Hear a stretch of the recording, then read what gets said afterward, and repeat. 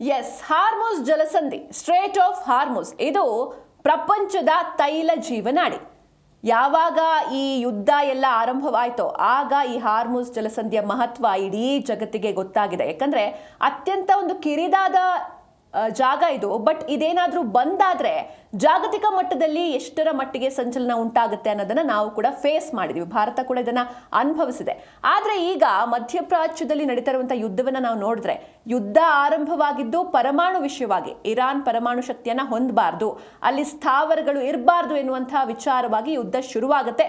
America ಹಾಗೂ Israel ಜಂಟಿಯಾಗಿ ಯುದ್ಧವನ್ನ ಶುರು ಮಾಡಿತು. ಬಟ್ ಈಗ ಈ ಪರಮಾಣು ವಿಚಾರನೂ ಇದೆ, ಓಕೆ. ಬಟ್ ಇದರ ಜೊತೆಗೆ ಮುನ್ನೆಲೆಗೆ ಬಂದಿರುವಂತಹ ವಿಚಾರ ಹಾರ್ಮುಜ್ ಜಲಸಂಧಿ.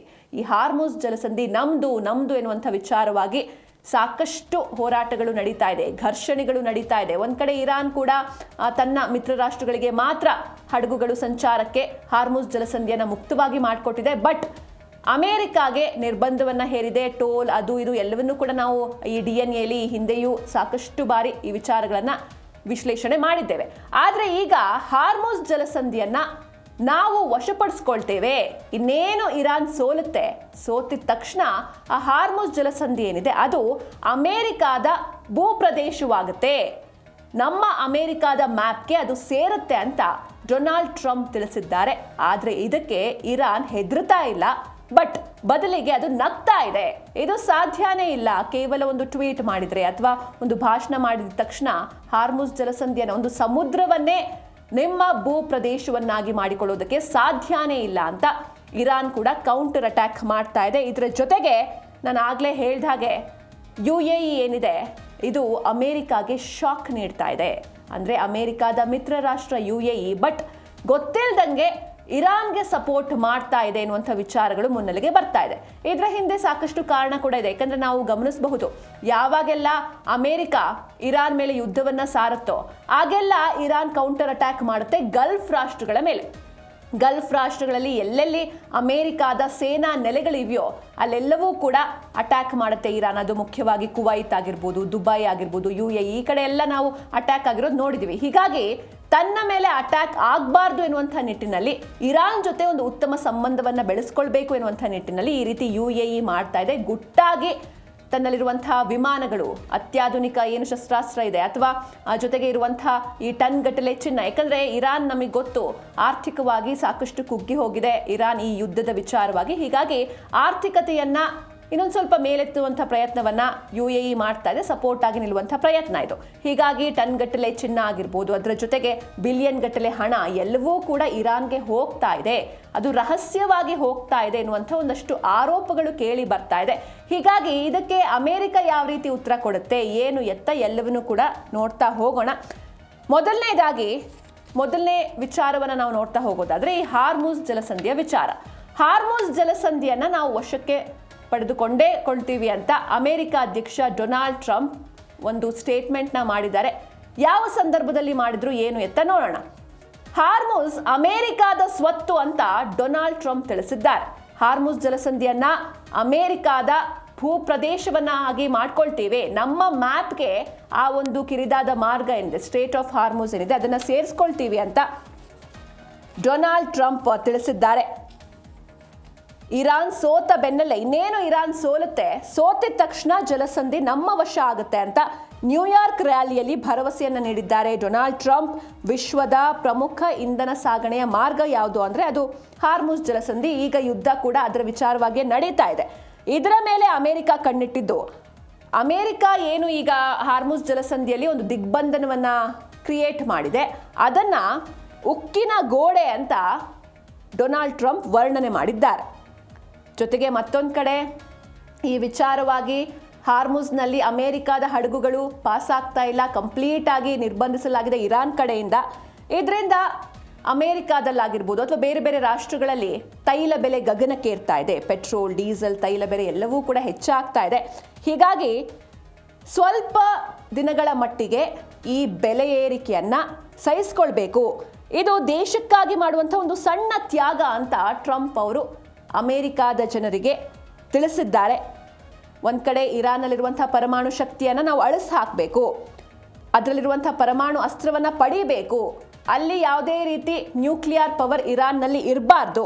ಇದನ್ನು ತಪ್ಪಿಸಬೇಕು ಅಂತ ಅಂದರೆ ಒಂದು ಸ್ವಲ್ಪ ದಿನಗಳ ಕಾಲ ಇರಾನ್ ಸೋತು ಶರಣಾಗುವ ತನಕವೂ ಕೂಡ ಈ ಪೆಟ್ರೋಲ್ ಹಾಗೂ ತೈಲ ಬೆಲೆ ಏರಿಕೆ ಏನಿದೆ ಅದನ್ನು ನಾವು ಸಹಿಸ್ಕೊಳ್ಬೇಕು. ಹೀಗಾಗಿ ಇದು ದೇಶಕ್ಕಾಗಿ ನೀವೆಲ್ಲರೂ ಕೂಡ ಮಾಡುವಂಥ ಒಂದು ಸಣ್ಣ ತ್ಯಾಗ ಅಂತ ಟ್ರಂಪ್ ಅವರು ತಿಳಿಸಿದ್ದಾರೆ. ಇನ್ನು ಶ್ವೇತಭವನದಿಂದ ಈ ಕುರಿತು ಒಂದು ಅಧಿಕೃತ ಮುದ್ರೆ ಬೀಳುವಂತಹ ಮುನ್ನವೇ ಇರಾನ್ ಕಡೆಯಿಂದಲೂ ಕೂಡ ಇದಕ್ಕೆ ಒಂದು ತೀಕ್ಷ್ಣವಾದಂತಹ ರಿಯಾಕ್ಷನ್ ಬಂದಿದೆ. ಇರಾನ್ ಏನು ಹೇಳ್ತು ಅದನ್ನು ನಾವು ನೋಡ್ತಾ ಹೋಗೋಣ ಮುಂದಿನ ಭಾಗದಲ್ಲಿ.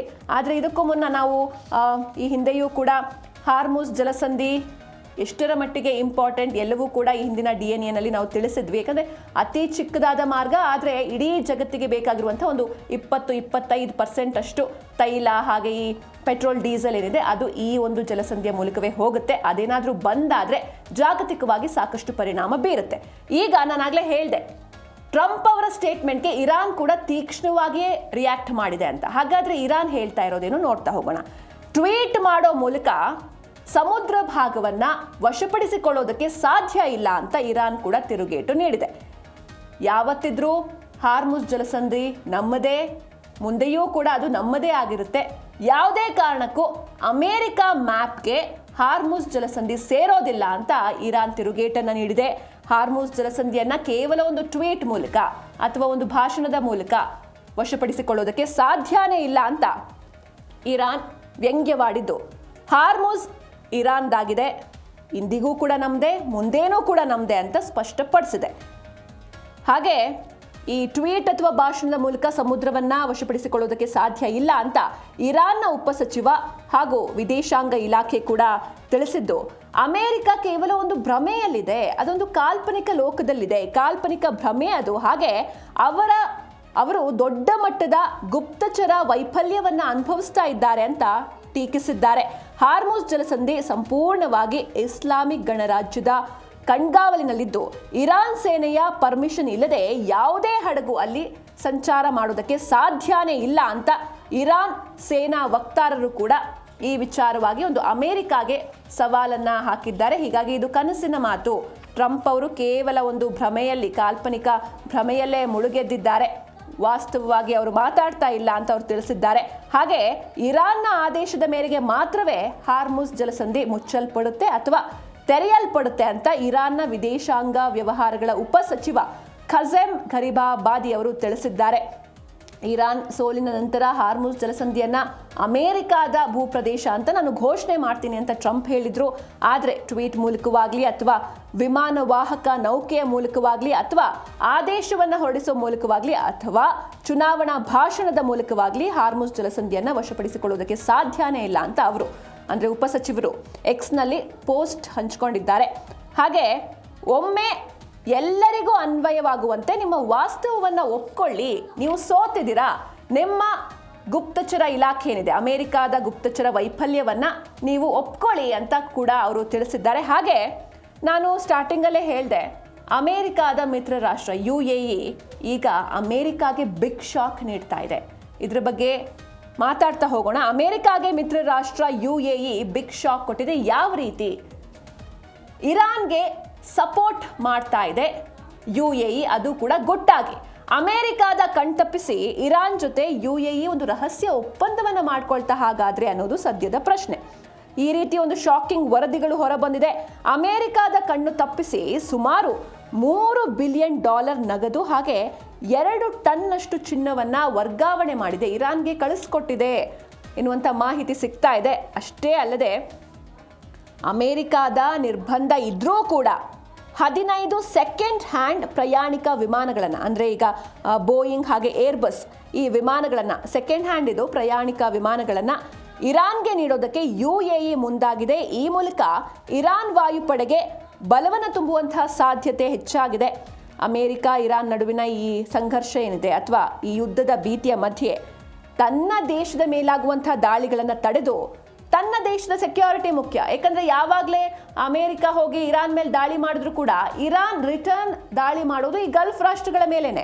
ಹೀಗಾಗಿ ತನ್ನ ದೇಶವನ್ನು ಈ ದಾಳಿಗಳಿಂದ ಸೇವ್ ಮಾಡಿಕೊಳ್ಳುವಂತಹ ನಿಟ್ಟಿನಲ್ಲಿ ಅಬುದಾಬಿ ಇರಾನ್ ಓಲೈಕೆಗೆ ಮುಂದಾಗಿದೆ ಎನ್ನುವಂಥ ಲೆಕ್ಕಾಚಾರವನ್ನು ಮಾಡಲಾಗಿದ್ದು, ಅಮೆರಿಕ ಹಾಗೂ ಇರಾನ್ ಜಗಳದ ನಡುವೆ ತಾನು ಯಾವುದೇ ಕಾರಣಕ್ಕೂ ಬಲಿಯಾಗಬಾರ್ದು ಅನ್ನೋದೇ ಈ UAEಯ ಈ ದಿಢೀರ್ ನಡೆಗೆ ಮುಖ್ಯ ಕಾರಣವಾಗಿದೆ ಎನ್ನುವಂಥ ಮಾಹಿತಿಗಳು ಸಿಗ್ತಾ ಇದೆ. ಅಂದರೆ ಅವರಿಬ್ಬರ ಜಗಳದಲ್ಲಿ ನಾನು ಯಾಕೆ ಬಲಿಯಾಗಬೇಕು ಅನ್ನೋದು UAE ವಾದ. ಹೀಗಾಗಿ ಗುಟ್ಟಾಗಿ ಒಂದಷ್ಟು ಸಹಾಯವನ್ನ UAE ಮಾಡ್ತಾ ಇದೆ ಎನ್ನುವಂಥ ವಿಚಾರ ಮುನ್ನೆಲೆಗೆ ಬಂದಿದೆ.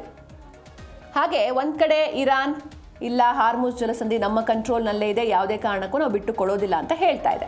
ಆದರೆ ಮತ್ತೊಂದು ಕಡೆ ಅಮೆರಿಕ ಹೇಳ್ತಾ ಇದೆ ಇರಾನ್ ಇನ್ನೇನು ಸೋತಿದ ತಕ್ಷಣ ಆ ಕಂಪ್ಲೀಟ್ ಹಾರ್ಮುಜ್ ಜಲಸಂಧಿಯನ್ನು ನಾವು ನಮ್ಮ ಕಂಟ್ರೋಲ್ಗೆ ತಗೊಳ್ತೀವಿ ಅಂತ. ಹಾಗಾದರೆ ಈ ಡೆವಲಪ್ಮೆಂಟ್ಸ್ಗಳ ನಡುವೆ ಅಥವಾ ಈ ಹಗ್ಗ ಜಗ್ಗಾಟದ ನಡುವೆ ಜಾಗತಿಕ ತೈಲ ಮಾರುಕಟ್ಟೆ ಬಂದ್ ಆಗುತ್ತಾ ಎನ್ನುವಂಥ ಭೀತಿ ಕೂಡ ಶುರುವಾಗಿದೆ. ಇರಾನ್ ಆದೇಶ ನೀಡಿದರೆ ಮಾತ್ರ ಹಾರ್ಮುಜ್ ಜಲಸಂಧಿ ಓಪನ್ ಆಗುತ್ತೆ, ಬೇಡ ಅಂತ ಹೇಳಿದ್ರೆ ಕ್ಲೋಸ್ ಆಗುತ್ತೆ. ಹಾಗೆ ಇರಾನ್ ಯಾವ ದೇಶಗಳ ಹಡಗುಗಳು ಅಲ್ಲಿ ಪಾಸ್ ಆಗಬೇಕು ಅಂತಲೂ ಕೂಡ ಅದೇ ಡಿಸೈಡ್ ಮಾಡ್ತಾ ಇದೆ.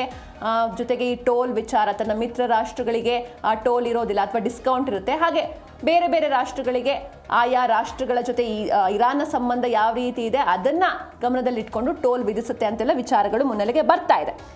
ಈಗ ಜಾಗತಿಕ ತೈಲ ಮಾರುಕಟ್ಟೆ ಬಂದ್ ಆಗುತ್ತಾ ಎನ್ನುವಂತಹ ಆತಂಕ ಮೂಡ್ತಾ ಇದ್ದು, ಅಕಸ್ಮಾತ್ ಅಂದರೆ ಇರಾನ್ ಆದೇಶ ನೀಡಿದರೆ ಮಾತ್ರ ಈ ಹಾರ್ಮುಜ್ ಜಲಸಂಧಿ ವರ್ಕ್ ಆಗ್ತಾ ಇದೆ ಎನ್ನುವಂಥ ಪರಿಸ್ಥಿತಿ ನಿರ್ಮಾಣವಾಗಿದೆ. ಹೀಗಾಗಿ ತನ್ನ ಮೇಲೆ ಈ ದಿಗ್ಬಂಧನ ಏನು ಹೇರಿದೆ ಅಮೆರಿಕ, ನೌಕಾ ದಿಗ್ಬಂಧನ, ಅದು ಉಕ್ಕಿನ ಗೋಡೆ ಅಂತಲೂ ಕೂಡ ಅಮೆರಿಕ ಅಧ್ಯಕ್ಷರು ಬಣ್ಣಿಸ್ಕೊಳ್ತಾ ಇದ್ದಾರೆ. ಹೀಗಾಗಿ ಈ ದಿಗ್ಬಂಧನಗಳನ್ನು ತೆರವುಗೊಳಿಸೋವರೆಗೂ ಕೂಡ ಜಲಸಂಧಿಯ ಮೇಲೆ ನಾವು ಕಂಪ್ಲೀಟ್ ಕಂಟ್ರೋಲ್ನ ಸಾಧಿಸ್ತೀವಿ ಅಂತ ಇರಾನ್ ಮುಂದಾಗಿದೆ. ಆದರೆ ಮತ್ತೊಂದು ಕಡೆ ಅಮೆರಿಕ ಈ ಒಪ್ಪಂದಗಳನ್ನು ಉಲ್ಲಂಘನೆ ಮಾಡಿದೆ. ಹೀಗಾಗಿ ಇನ್ನು ಮುಂದೆ ಯಾವುದೇ ಕಾರಣಕ್ಕೂ ನಾವು ಶಾಂತಿ ಮಾತುಕತೆಗೆ ಬರೋದಿಲ್ಲ ಅಂತ ಅಬ್ಬಾಸ್ ಅರಕ್ಚಿ ಸ್ಪಷ್ಟಪಡಿಸಿದ್ದಾರೆ, ಇರಾನ್ನ ವಿದೇಶಾಂಗ ಸಚಿವರು ಇವರು. ಮತ್ತೊಂದು ಕಡೆ ಇದು ಕೇವಲ ಯುದ್ಧ ಮಾತ್ರ ಅಲ್ಲ, ಅಮೆರಿಕಾದ ಅಸ್ತಿತ್ವದ ಪ್ರಶ್ನೆ ಅಂತ ಟ್ರಂಪ್ ಆಡಳಿತ ಇದನ್ನು ಬಣ್ಣಿಸಿದ್ದು. ಪಶ್ಚಿಮ ಏಷ್ಯಾದಲ್ಲಿ ಸೇನಾ ಜಮಾವಣೆ ಹೆಚ್ಚಾಗ್ತಾ ಇರೋದ್ರಿಂದ ಇಡೀ ಜಗತ್ತಿಗೆ ಇದರ ಬಿಸಿ ತಟ್ಟುವಂತಹ ಭೀತಿ ಎದುರಾಗಿದೆ. ಇದರ ಜೊತೆಗೆ ಈಗ UAE ಕೂಡ ಸಪೋರ್ಟ್ ಮಾಡ್ತಾ ಇದೆ ಅಂತ ಹೇಳಲಾಗ್ತಾ ಇದೆ. ಇದು ಅಮೆರಿಕಾಗೆ ನಿಜಕ್ಕೂ ದೊಡ್ಡ ಪೆಟ್ಟು. ಆದರೆ ಈ ಒಂದು ಸಂಘರ್ಷದ ನಡುವೆ ತೈಲ ಬೆಲೆ ಎಲ್ಲಿಗೆ ಹೋಗುತ್ತೆ ಅನ್ನೋದು ಜಾಗತಿಕ ಮಟ್ಟದಲ್ಲಿ ಸಾಕಷ್ಟು ಆತಂಕವನ್ನ ಸೃಷ್ಟಿ ಮಾಡ್ತಾ ಇದೆ. ಒಂದು ಕಡೆ ಟ್ರಂಪ್ ಅವರ ಅಮೆರಿಕಾ ಫಸ್ಟ್ ಎನ್ನುವಂಥ ನೀತಿ, ಮತ್ತೊಂದು ಕಡೆ ಇರಾನ್ ಕೂಡ ತನ್ನ ಹಠವನ್ನು ಬಿಡ್ತಾ ಇಲ್ಲ. ಮಗದೊಂದು ಕಡೆ ಅಮೆರಿಕಾಗೆ ದೊಡ್ಡ ಪೆಟ್ಟು, ಯಾಕಂದ್ರೆ ಮಿತ್ರ ರಾಷ್ಟ್ರ ಇರಾನ್ಗೆ ಸಪೋರ್ಟ್ ಮಾಡ್ತಾ ಇದೆ. ಹೀಗಾಗಿ ಒಟ್ಟಾರೆಯಾಗಿ ನಾವು ನೋಡ್ತಾ ಹೋಗೋದಾದ್ರೆ ಜಾಗತಿಕ ಮಟ್ಟದಲ್ಲಿ ಮುಂದೆ ಏನಾಗುತ್ತೆ, ತೈಲ ಬೆಲೆ ಯಾವ ರೀತಿ ಸಾಗುತ್ತೆ, ಏನು ಎತ್ತ ನೋಡ್ತಾ ಹೋಗಬೇಕು, ಕಾದು ನೋಡಬೇಕು.